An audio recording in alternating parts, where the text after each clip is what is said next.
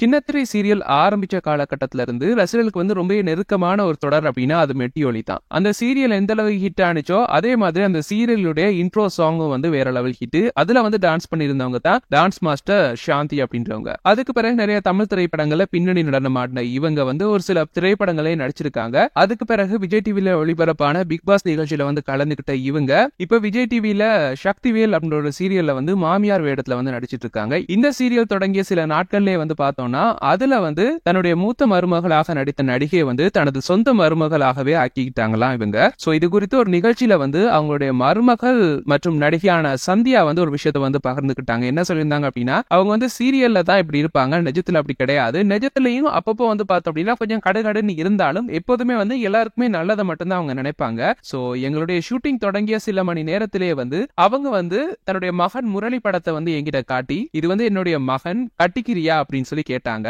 அப்ப நான் சொன்னேன், எனக்கும் சம்பந்தம் பார்த்துக்கிட்டு தான் இருக்காங்க அப்படின்றத நான் சொன்னேன். அதுக்கு பிறகு எங்க வீட்டுல பேசி இந்த திருமணம் நடந்துருச்சு அப்படின்ற மாதிரி அவங்க சொல்லியிருக்காங்க. மேலும் மாஸ்டர் ரொம்ப ஸ்ட்ரிக்டானவங்களாச்சு, எப்படி சம்மதிச்ச அப்படின்ற மாதிரி நிறைய பேர் என்ன கலாய்ச்சிருந்தாங்க. ஆனா என்னோட மாமியார் அவ்வளவு தங்கமானவங்க, இவங்க நினைக்கிற மாதிரி எல்லாம் கிடையாது, அவங்களுக்கு இன்னொரு பக்கம் இருக்கு அப்படின்ற மாதிரி டான்ஸ் மாஸ்டர் சாந்தியுடைய மருமகள் சந்தியா பகிர்ந்துகிட்ட அந்த வீடியோ தான் பார்த்தோம் அப்படின்னா இப்ப சமூக வலைதளங்கள்ல வைரல் ஆயிட்டு இருக்கு.